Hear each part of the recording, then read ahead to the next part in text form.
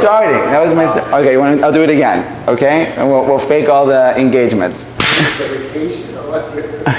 Who wishes that they were at work today? I am at work today. All right, so we just had a tremendously uplifting Shabbos. I had a tremendously uplifting Shabbos. Very powerful. And I come from Israel, and on Sunday is what's known as the Sunday blues. Because in Israel, we don't have Baffa on Sunday. Right? So we have a wonderful Shabbos, very inspirational, and then we just have to go back to work. Now, also I'll tell you another phenomenon that happens in Israel, which those of you that live over here probably can appreciate. It says that, I know in America, the 3-day Yom Tov. You guys love 3-day Yom Tov? Okay. Usually, I know when I grew up, I come from New York, like 3-day Yom Tov was like, I know. Like, they look at the calendar already a year ahead to see when 3-day Yom Tov is going to fall out, and plan for it, especially if it ruins Chol Hamoed. But in Israel, when we have Yom Tov together, it's a really, really wonderful thing. It's because we're not used to having this type of vacation. Now, what we're going to talk about today is we're going to talk about that moment. Okay, what's that moment? That moment is when you're on your way to work. Not going to be Sunday, it's Monday, maybe you drive, maybe you take a train. How do you feel at that moment when you're going to work? Are you excited? Are you thrilled? Are you happy? Are you nervous? And the truth is, someone mentioned before stress. Now, stress is something which is rampant. I think I forgot the exact dollar account, but there's billions of dollars that are being expended and are costing the economy because of stress-related things that are happening at work. And when I run these workshops with different groups, I'm not going to do it over here, but I do something called a word association. And a word association is just to kind of get an idea of what people are internally relating, right, to work. Right? And for a lot of people, when they hear work, they think of stress. But what we're here about to talk about today, right, is to how we're going to be able to transform our work experience. Because whether or not, we wish we were going to work or not wish we were going to work, the reality is that most of us do work. We spend many, many hours at work. And we have a choice. And either our work is going to be something which is disconnected from where we want to be, who we are, the goals that we have in life, right? And potentially stressful, which is what happens to many of us. Or work is something that's going to become empowering. Work something which is going to be fulfilling. And as the topic of today's talk of uncovering the Ruchnius in our jobs is that work is something which has the ability and which was always meant to be something to inspire us. We have a Project Inspire at Work convention. That's really what work is about. So I just want to introduce myself for a couple of minutes. I mentioned I come from Staten Island, New York. I now live in Israel. And after I got married, I learned in Kollel. And at a certain point, I went out to work. And I found myself in a situation that maybe you guys could relate to or not relate to. I was in a particular job, spending many hours at this job, and I was just feeling very, very frustrated. Just like, I felt like, here I am, I know what I want to be doing, right? I know what I'm passionate about. Particularly in my case, I was somebody who was learning in Kollel, I have smicha, right? And this is something which many, many people struggle with. And a lot of my clients that I'm working with are people that, were learning in Kollel, were working in certain positions, and now they find themselves out in the work world, right? Or it's really anyone that goes through an inspirational Shabbos, right? Shabbos is great, we're able to learn, we're able to spend time with family. And then I found myself sitting there at work, just feeling very, very deflated, very, very empty. And I thought to myself, there must be more. Right? Is this really what Hashem wants? Like me? Right? Is this really what Hashem had in mind? Work we know is there in the program. It seems that many of us are doing it. How could it be that this is really what was intended? That Hashem really wanted for us? So I started an exploration. Where did you work? Israel or America? What did you work in? I've worked in numerous positions. At that time, I was working in Israel for America, and I was working for a college. I was working for a college at that point, right, when I had this experience. But doing what? I was involved in recruiting. I was doing a few different things. I was involved in recruiting, I was doing some marketing, and I was also doing some advising. But I've seen from working with clients, really hundreds, and it's an international problem. It's not just, it's not a Jewish thing, and it's not like a Jewish thing for Jews that live in America. I work with people from France, people from Russia, people from England, from all over Europe. It's something that we all suffer with. And I started a journey, right, and thankful to a couple of my mentors, mainly Rabbi Yeshua Gerzi from the Pilsner Institute, who really guided me on this path of really discovering what is work meant to look like. And I moved, you mentioned before, I was working in different roles in marketing and recruiting. I eventually transitioned over into working as a career consultant. I did a training, and currently now I work as a career consultant working with people of all different ages, from teens to young professionals to adults, right, who are looking to get that direction and how they can be successful and how they can live a fulfilled professional life. At the same time, having the background as a mekarev and so on as a background of chinuch, I've also been running workshops in the outreach space, helping people that are not yet frum to be able to realize that it's not a contradiction to build what's called the American dream, right, which is to build a successful career, right, to be happy in your career, and to be Jewish. Right, because that's another thing I've seen from a lot of my workshops. Whenever I do an association about Jewish values, and people say, what do you think? Jewish values. Jewish values are? Jewish values are? What comes natural? Yeah, Jewish values.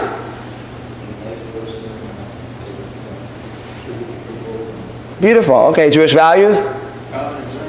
Jewish values? Right?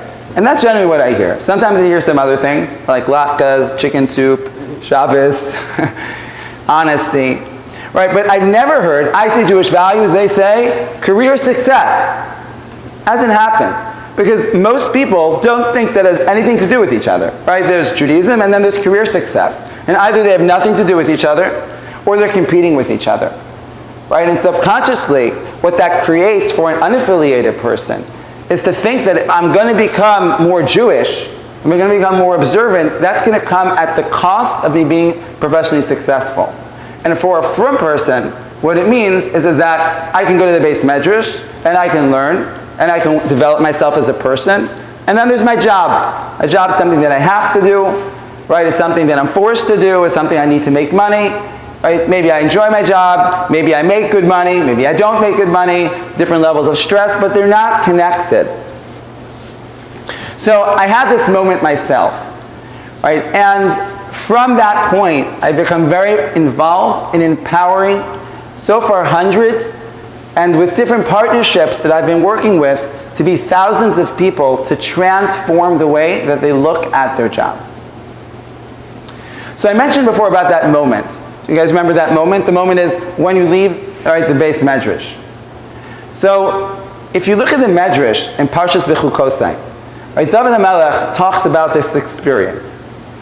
What does David HaMelech say? So David HaMelech says, Hashem, every day when I would leave where I'm going to. Right, so I thought, where was I going to go to? I thought I'm going to go to, this building. I'm going to have this meeting. I'm going to, go to this apartment. I'm going to go to this place. Right, that's what David HaMelech says, where he thought he was going to go to. What does the end of the medrash say? Anyone remember? Bechukosai. So the end of the medrash says that I thought I was going to go to this place, I was going to that place, but my feet brought me to where? The base medrash and the base knesses.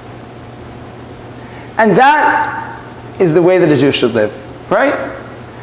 Last week I was getting a ride with my handyman, and he was taking me back home we were out in the shop, and while we were driving, I saw he took a wrong turn.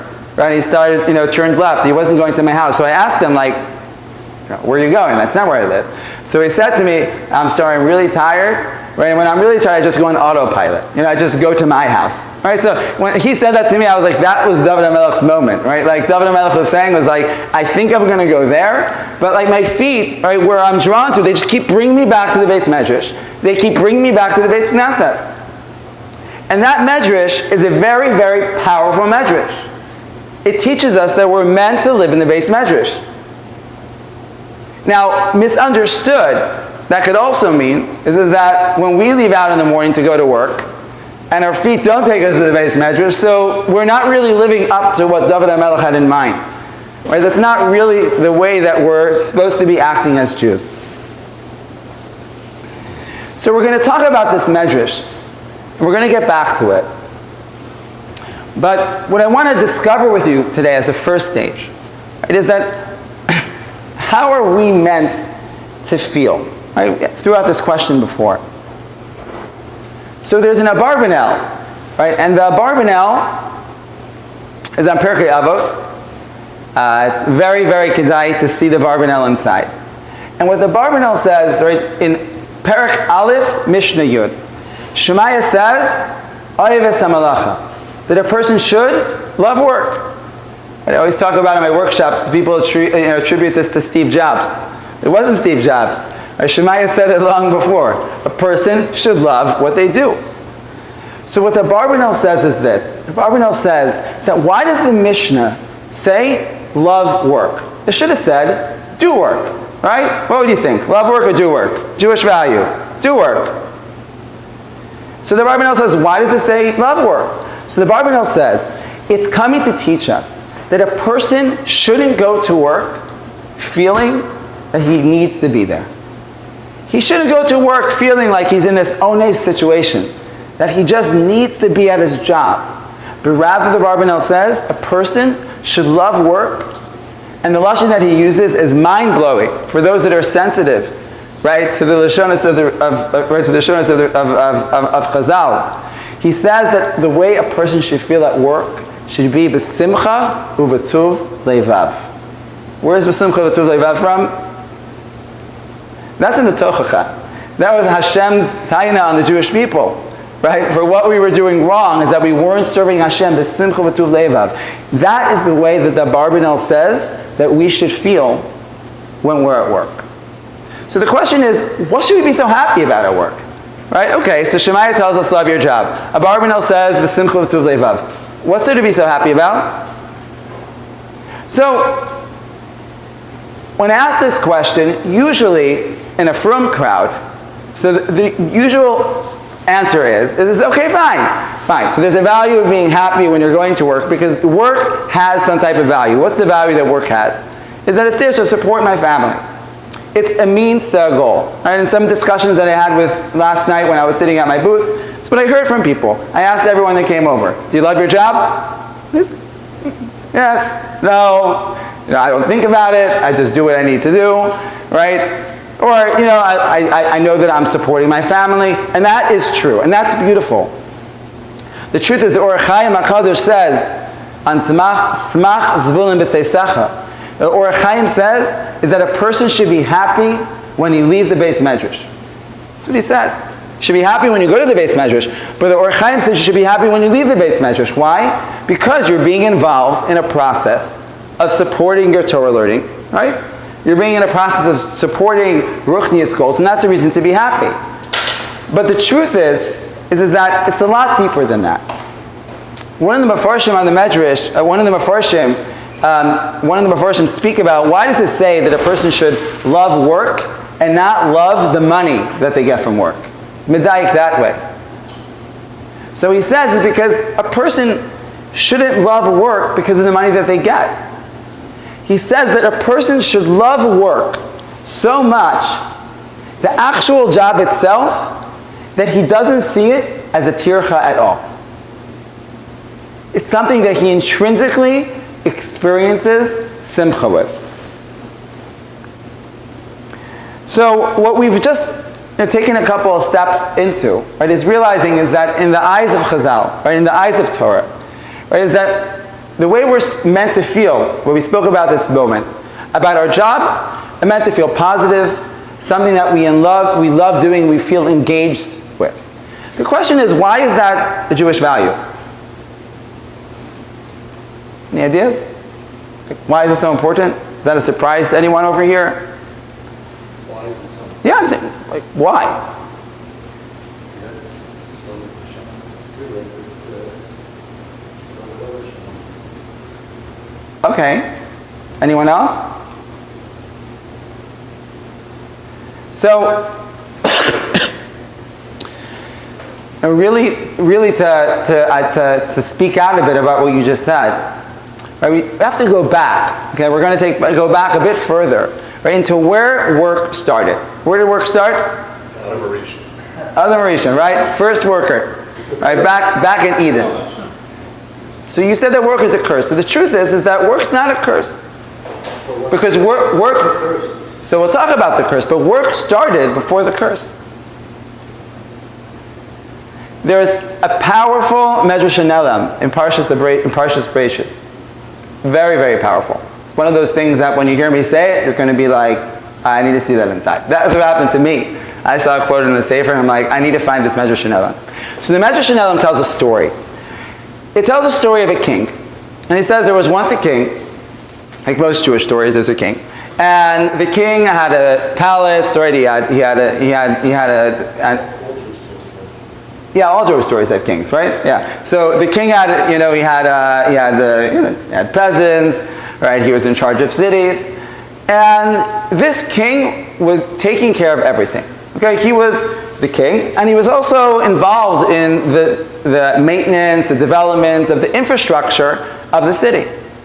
And one day, right, the king called one of his servants, right? He gathered everyone together, right? Called everyone over to the Malchus, right? And he called up one of his servants, and he said to him, "Listen, until now, I've been maintaining everything, I've been developing everything, and everyone in this Malchus has been subservient to me.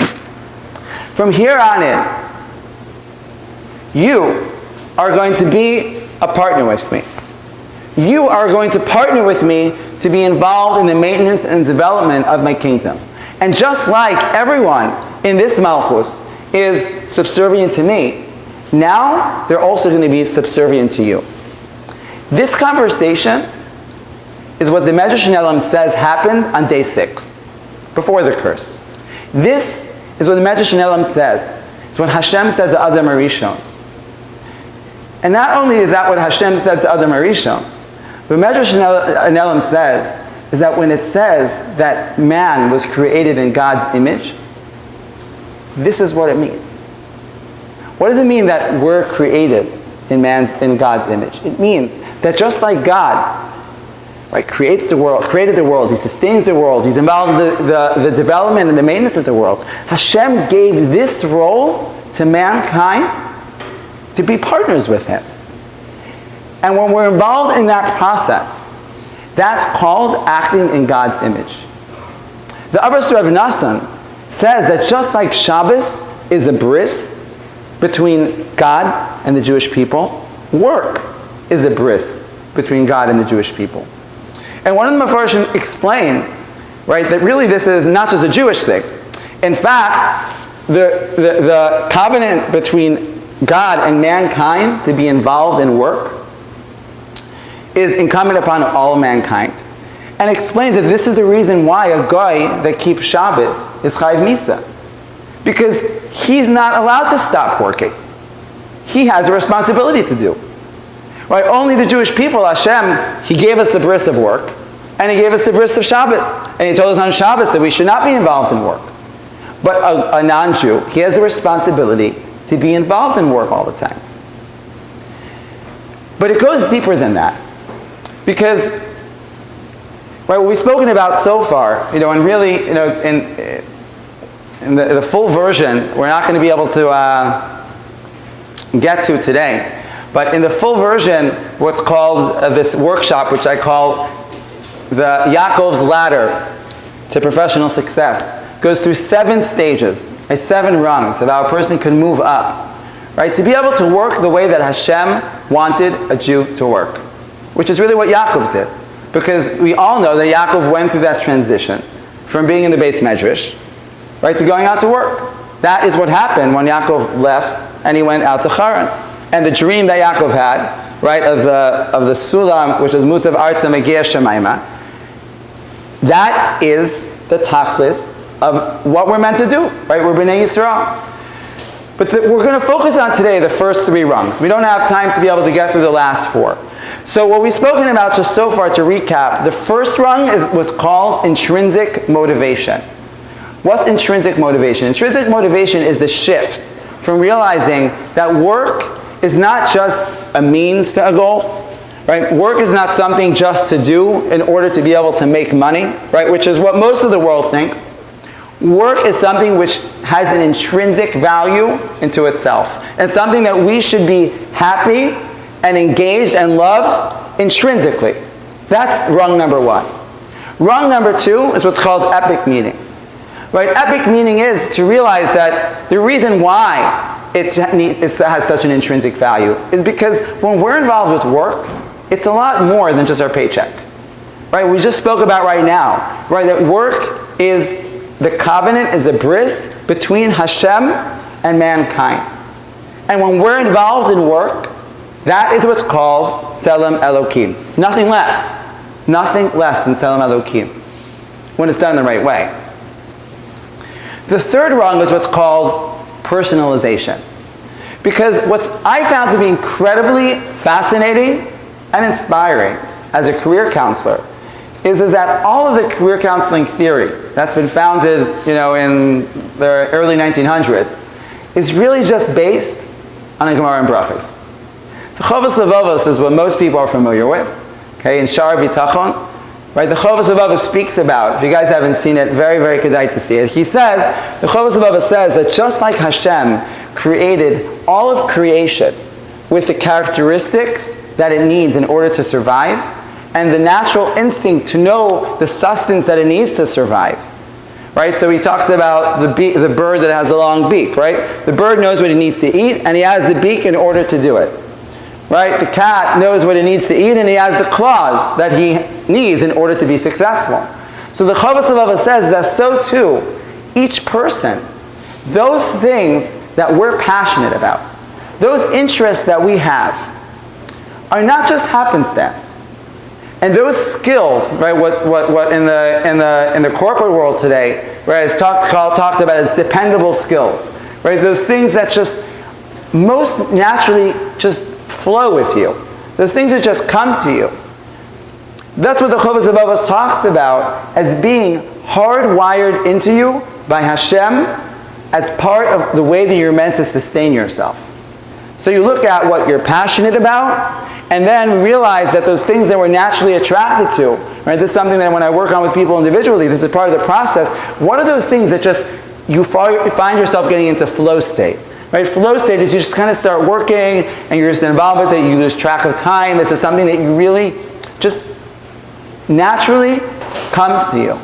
The combination of passion and talent is what the Chovos Levavos says and gives us guidance into what we're meant to work with. But it goes before the Chovos Levavos. Right? The Gemara in Brachos says, based off a pasuk in Koheles, says that Hashem makes each person attracted to what they work in. And the Geffen Poriyah, one of the Barak and Achronim, says, he's Dorish in the pasuk in Koheles that says the following. He says that when Hashem sees that there's something that's needed in the world, what does he do? Hashem looks, Kiviyachol, and sees who's the right person that's going to be able to accomplish this task, and then he zaps that person to be passionate about doing it. So what we're seeing over here, right, from the Gemara and Brachos, right, is that it's not just that work has epic meaning. It's that where we personally come into our interaction with work, right, those things that we're passionate about doing, those skills that come most naturally to us, these things are integral to our mission and our tafkid in the world. It's nothing less than that. And once we understand this, then we could understand what, when I was learning the sugya, which for me was the most mind-boggling marmakom, Right? Maybe, I don't know if you guys were surprised in Medrash Nelam, maybe you were surprised by the Barbanel who says that your work should be, you should love work so much there should be b'simcha v'tuv levav. That was like, wow. The Medrash Nelam was like, wow. But the Abbas Reb Nassan says something which totally shifted my approach and really what I'd been talking to people about.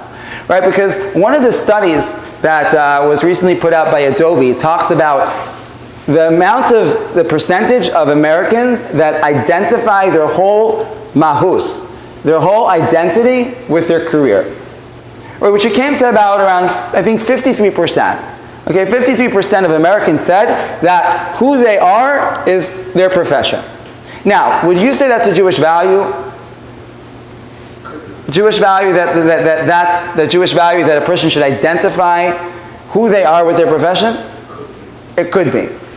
So I always thought, I see you're shaking your head, no. If you're a Rebbe, okay. Okay, if you're in Klei Kodesh, yes. What do you guys think, this side of the room? Jewish value, would you think that's a good idea? You read that study in Adobe, you're like, okay. So I'll be honest, I was always like, wow, that is so not Jewish. And that's so not Torahic. Right, that I should define our identity, and I would add a whole entire Torah about it, right? Because they're non-Jews, right? Because they don't have religion anymore, so it's like, you know, what, for a great part, so it's like, where are they getting their deep satisfaction from? So they find their career, and they build their whole entire career, their identity around their career, and their career becomes their life, and then we have Torah Judaism, which is about Torah as our life, and then we're afraid because people are going to start working, and then when they start working, they're going to start identifying with their career, and then their career is going to become their life, so that therefore there's this competition between a person's career and being a Torah Jew, because a person, we're losing people who think that Torah is their life, and then they're going into career being their life, and that's the way that I thought. And then I saw this Maramakum and Abbas Reb Nassan, and the Abbas Reb Nassan says the following. He says, Gedol Melacha, great is work. Why? Because, he says, because each professional is mispire with his profession. Each professional takes pride and glory with his profession. So much so that they walk around in uniforms.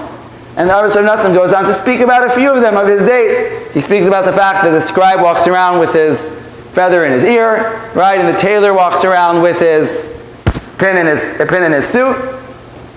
And he says, and so too with all professions, that people take pride and identify with their profession, and therefore great is melacha. Now that's shocking. Right, because we know that, you know, okay, maybe I'll say a word, you'll say a word, we're not so careful. But the Abbas Reb Nassan says, Kedayla melacha, great is work. And there's no mafarish that flips this on its head. It's not like, oh yeah, he didn't really mean it, he meant something else. This is what the Abbas Reb Nassan says. And it was mind-boggling for me. But the truth is, the more that I learned about what work is meant to be, right, and I think for each one of you guys, from what you've heard so far today and understanding what work is really about, it makes sense. The Yerushalmi in Peah says, hold your horses. The Yerushalmi in Peah says, when Moshe Rabbeinu spoke to Klal Yisrael before they went into Eretz Yisrael at the end of his life, and he says, I put before you today life and death. You should choose life. Ubacharta b'chayim. What's a b'charta b'chayim? What does that mean? Don't kill yourself. What's a b'charta b'chayim? Choose a life of Torah. Rabbi Yishmael says to b'charta b'chayim, choose a job. B'charta b'chayim. What's chayim? Umnus. A job. That's very strange. That's a big achrayus. It's Rabbi Yishmael. But we can understand. Chazal was understood, because of the curse, perhaps, that there is a very strong, high risk that we are going to misunderstand what work is about. When Hashem brought that curse upon Adam Arishon, and Hashem linked up work with money, part of that curse is the confusion that happens, is that people think that work is about money. Hashem interlinked them. But what most people think is work is about money. And Chazal wanted to make it very clear to us that work is not about money. Work is about something which is a lot deeper. But when a Jew works the way that we're meant to work, so then we have something like the Medrash in Koheles that says, it speaks about a few of the Tanoim that's called Eidei Kedosha. Why were they called the Eidei Kedosha? So the Medrash says, because they would split their time in 3 ways. A third for Torah, a third for Tefillah, and a third in work. When the Mefarshim in the Medrash says, Eidei Kedosha, like the Malachim say, Kadosh, Kadosh, Kadosh. Kadosh Torah, Kadosh Tefillah, Kadosh work. The Medrash in Bereshit says that when Yaakov left Lavan and he was running away from him, the Medrash says, Gedola melacha mischus avos. Greater is work than schus avos. These are Mamari Chazal that are wild. Really wild. Right? But I hope that what we've come to understand today, right, is that they're really not wild when we understand what work is meant to be. So to sum up what we've spoken about so far, right, we started with this question, right?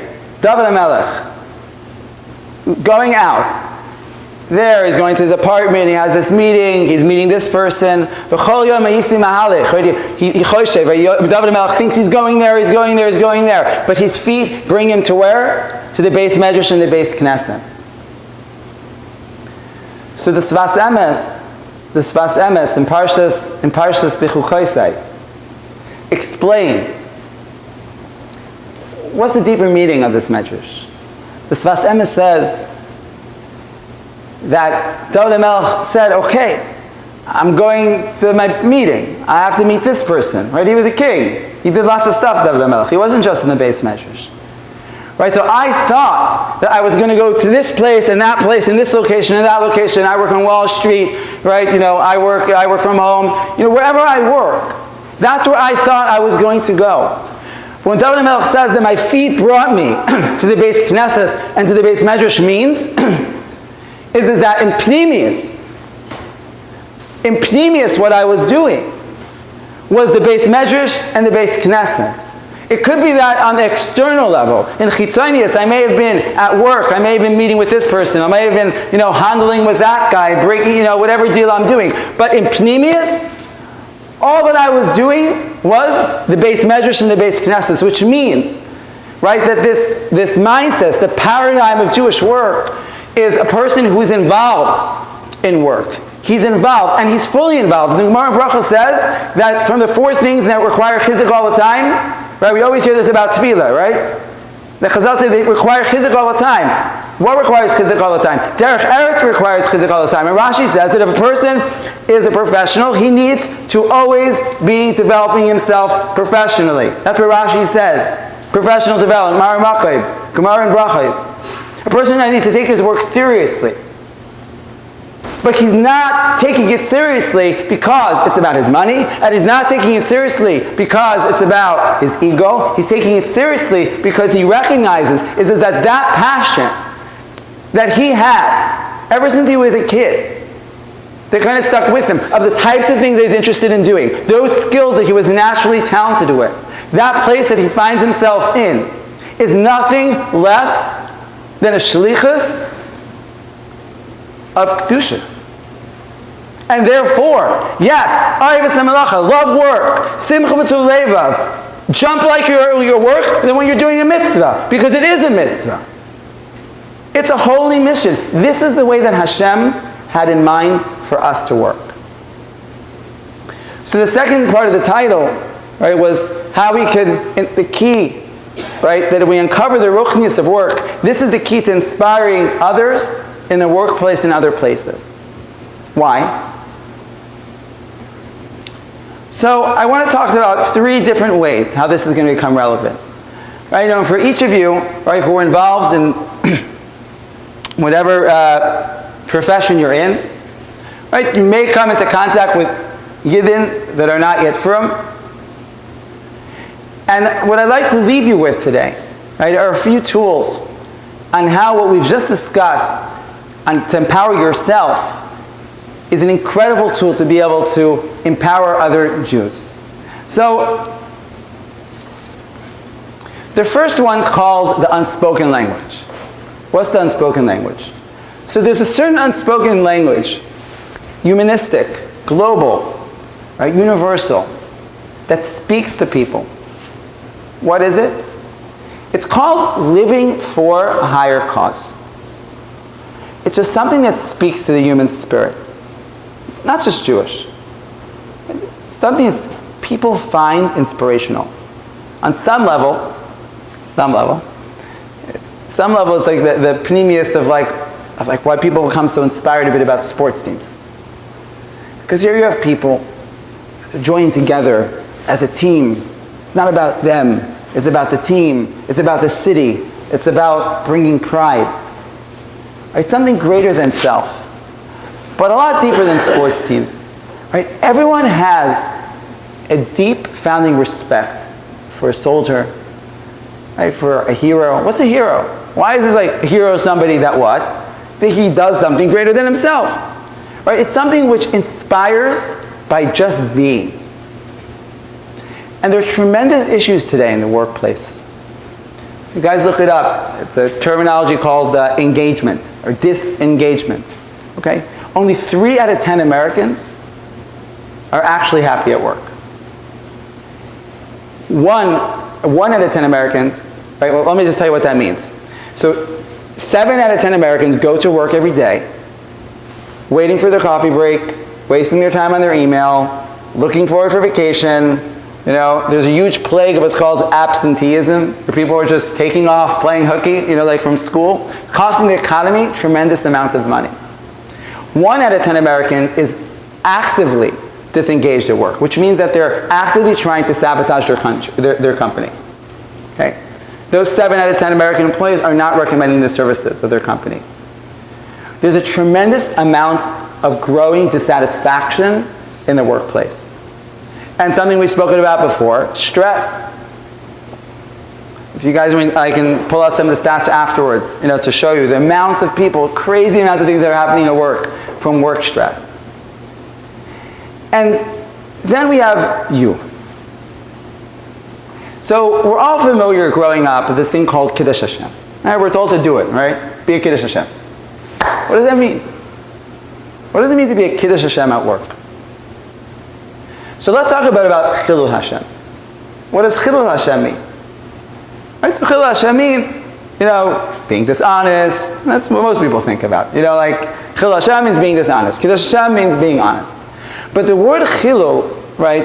The word Chilul Hashem really comes related to the Hebrew word Chalal, right? Which means a vacuum, a void. And what Chilul Hashem really means, right? Is Chilul Hashem means that when a person is acting in a way that there is a void of his expression of godliness inside of him.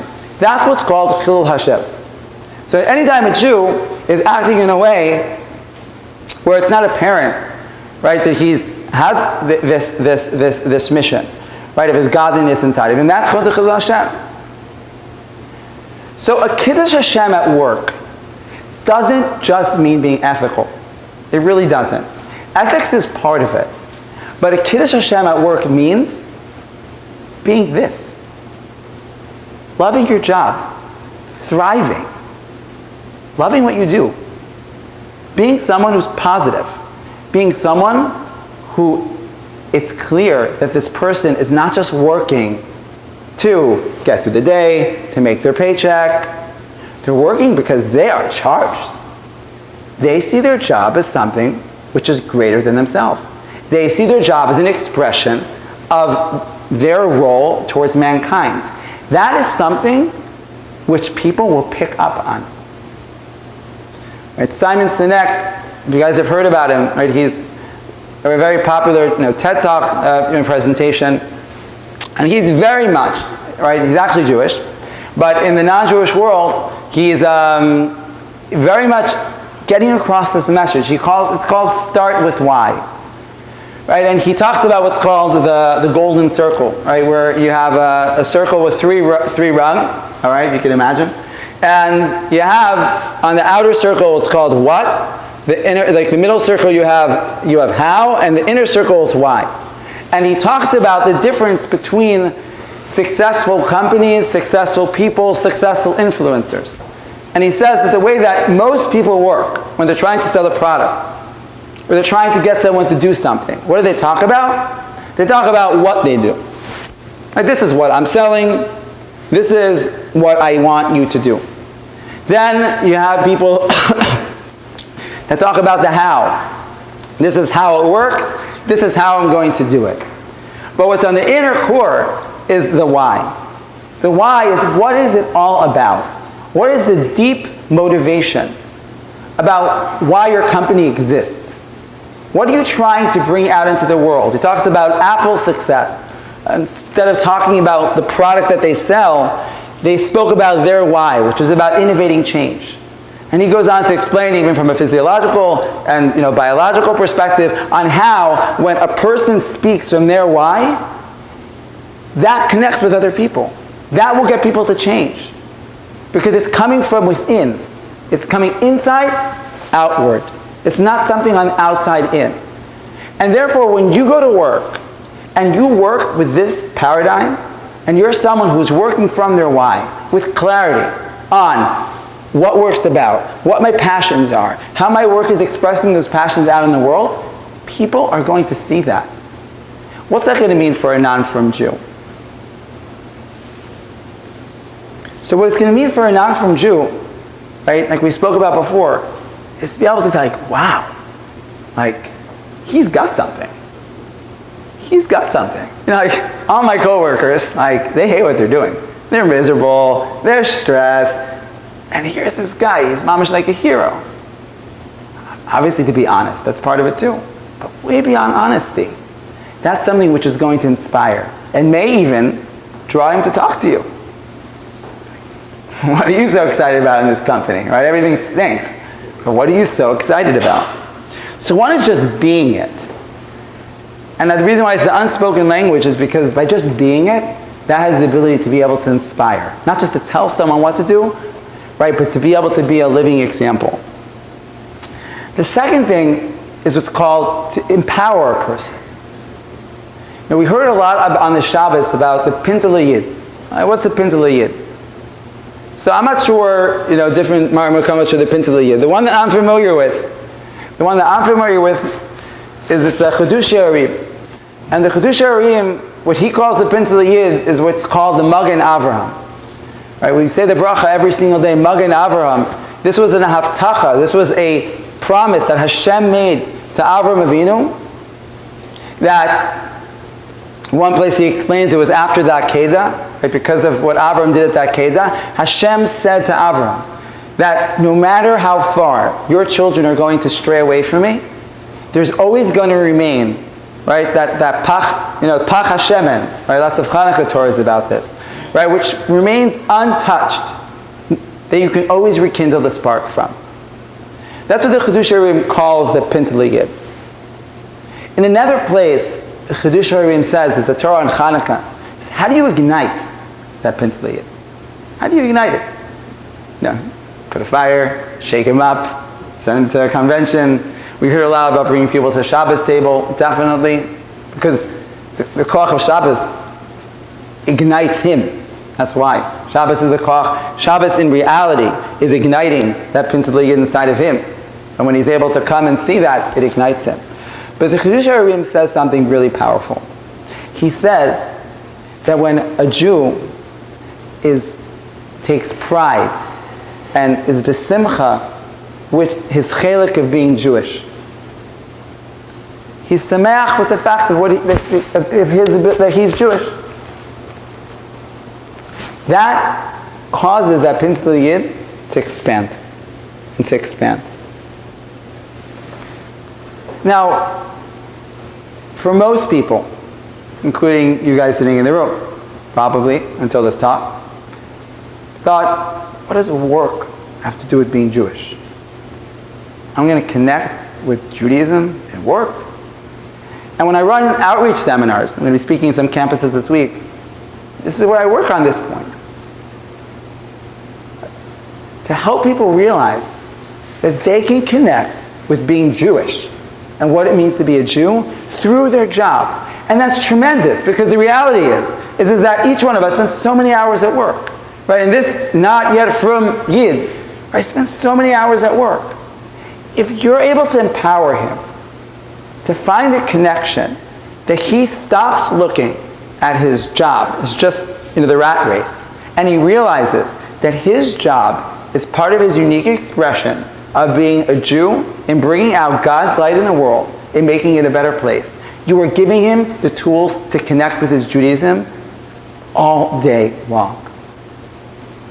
And that's something that we just heard before will spiritually help him to be able to expand and to be able to have that consciousness of Judaism. So the second thing is to empower. And how does that happen? It can happen with a simple conversation.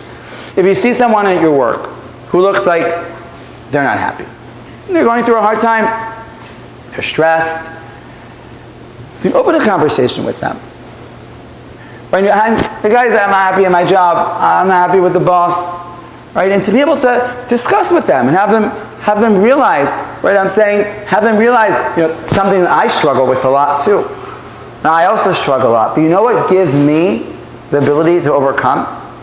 Is that I try to think about every day, and this is a Jewish concept, is that my job is a lot more than just a paycheck. So even if I'm not making as much money as I want right now, I realize I'm doing something really great. It's part of my unique mission to make the world a better place. Wow. You can empower them just like that. And the third thing is to be able to try to transform a person's life. And what we're going to do over here, we'll do a little exercise for yourself, just to be able to experience what that means to be transformed. This is something I do with my clients. But if you develop a relationship with them and able to open up a dialogue, we're able to kind of understand them a bit more. Right? They're having a hard time at work. They're stressed. They don't like their position. They're not happy with what they're doing. Right? They're trying to get out. To be able to have a couple of tools, to be able to help them to transform their day in a very powerful way. So let's take a look over here.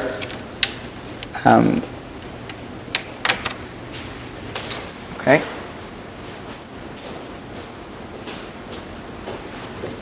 Can I ask you a favor? It's saying my battery is low, just in time. Well, first of all, it's not, thanks. Just get a cord.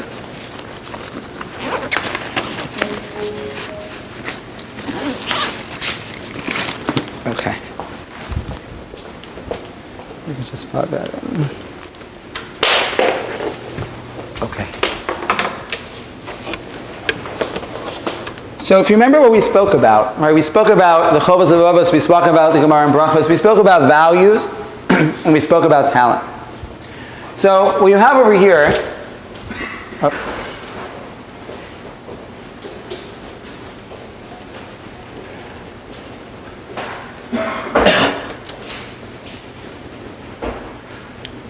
that's right. Okay. Okay. These are what I call the core values exercise. Okay. I'm not sure if you guys can see it, but okay. These are all great values. Okay. All of them are, I think, non-arguably positive things. And what I do with clients, introduce for yourself. I'm saying in a different workshop, I'll have people do it, but we have shorter time right now. To be able to think for yourself, you want to identify within these positive values, what are the top 5 that speak to you? Okay, all these things are positive. Actualization, creativity, leadership, education, entrepreneurship, balance, friendship, fulfillment. And I'll give you guys a couple of minutes, okay, just to take a look, and around, I'll scroll it down a little bit just to be able to see the other ones, and try to note for yourself mentally. Okay, and if you haven't yet done this, it's very, very, very important just to be able to hone in on what is it that really gets you your juices flowing. And what are those top 5 values for you that are most important? Okay, so I'll give you guys a minute or two. Can you guys see the screen?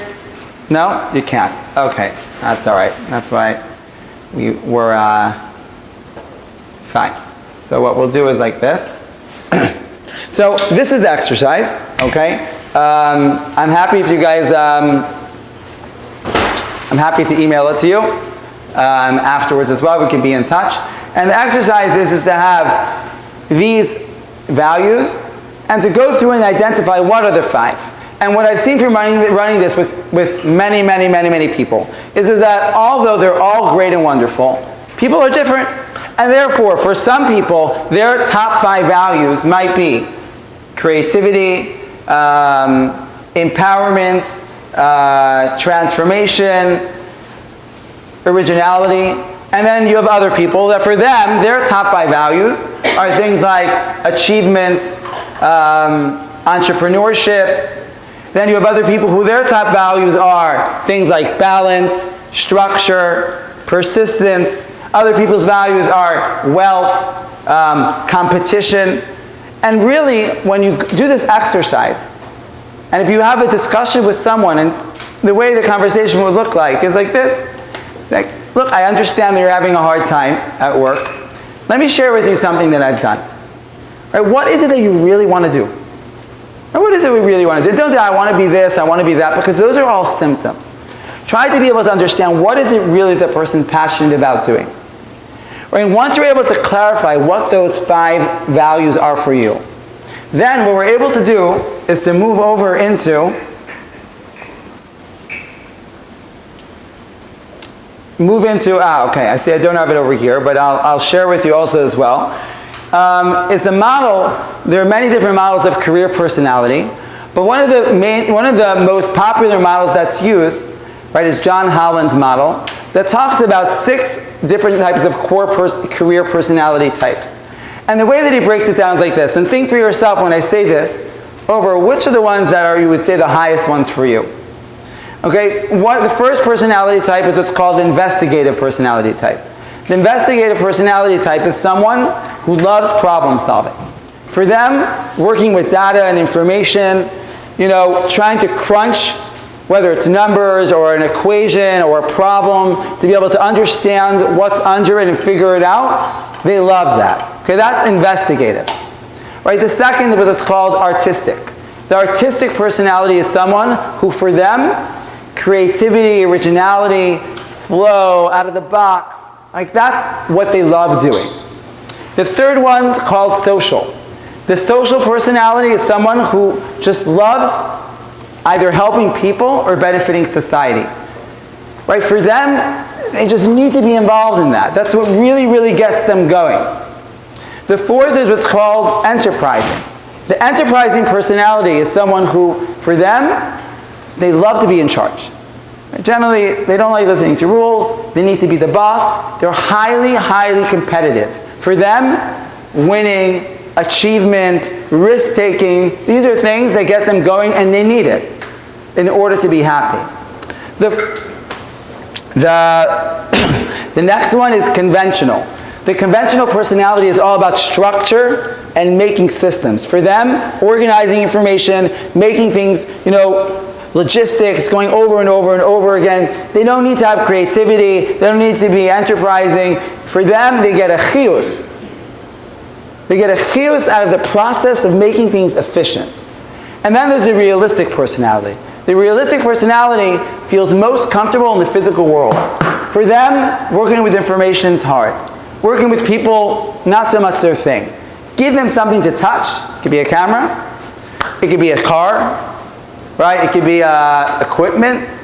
Right? It could be their bodies in the gym. They feel very comfortable in the physical world. You guys got it? Do you know for yourself? Does anyone from here realize 1 or 2 that are stronger than the others? For yourselves? Yeah? Yeah? Okay. Normally I'll share, but because of the time we won't. Now, what we want to do to make sure that a person is engaged in their work, finds fulfillment in their work, is when you're able to align those passions, those 5, and see where that expresses itself in your career personality. And then you look at your workday and you say, how much of my workday am I involved in those tasks? If somebody is highly artistic, creative, and enterprising, and they need to be like competitive, and they're spending most of their day just organizing information and dealing with investigative stuff, they are going to be miserable. Right? If somebody is highly investigative, they need to use their head, and they get put into a situation where they just need to kind of be more just like organizing stuff, they're going to be miserable. If somebody is highly social and they want to be able to create benefit to society, and they get put into a sales position where the bottom line is about making money and about winning, they're not going to be happy. So by understanding this model and seeing where our passions fall down into our career personality and making sure that our work is aligned, at least with one of or 2 of them, that is the key to thriving in your work. And what we can do when we're sitting down with somebody is to try to be able to explore with them how they can try to implement that into their work. I'll close with one story on how one of my mentors did this with someone in a very creative way, so it can empower you to do so. Someone that he was mentoring is a Hasidic Yid who was working as a parking attendant in Shea Stadium. He was very, very not happy. All day, sitting around, park there, park there, park there. And he was miserable. So he's speaking to this mentor, a Rav of mine. And through discussing what he's passionate about, they realize that he is a highly creative, artistic, out-of-the-box, funny type of guy. And he was miserable, just sitting in this conventional, boring job. So sometimes the solution is switch jobs. But not always can you switch jobs. So maybe you're talking to someone, you could help him consider maybe he wants to switch jobs. But listen to this. He said to him, listen, you're a funny guy. Maybe you can try to just do some funny stuff in your job. What's stopping you? Maybe go to work every day, wear a funny hat, start having a good time. He said, I don't know, my boss. He said, why don't you ask him? He wanted to ask his boss. He told him, listen, this is what gets me going. His boss said, as long as you get them to park, I don't care. You know what happened? Started going to work every day, funny hats, being goofy. Right after a while, he was making more money from his tips than he was in his salary, and he was happy again. Just one idea of how we can be creative. And sometimes it means talking to our boss and being honest with them and saying, listen, I can do this, but this is where my strength is. When we're able to empower ourselves and we're able to understand this, we're able to empower others. Start a dialogue with Jews who are not yet frum, and to help them realize that yes, being Jewish, being frum, it's not a contradiction to finding fulfillment and success in your job, but rather that is what Yiddishkeit is about. Thank you very much. It was a pleasure to meet with all of you. If you guys are interested in getting some of the Mari Makomos, there's an ebook that we're going to be putting out this month, the Chavad Adar, of experiencing more joy at work, which are going to have some of these Mari Makomos inside. You can sign up for it downstairs, either over here or downstairs at my desk. And yeah, okay, if you guys have any questions?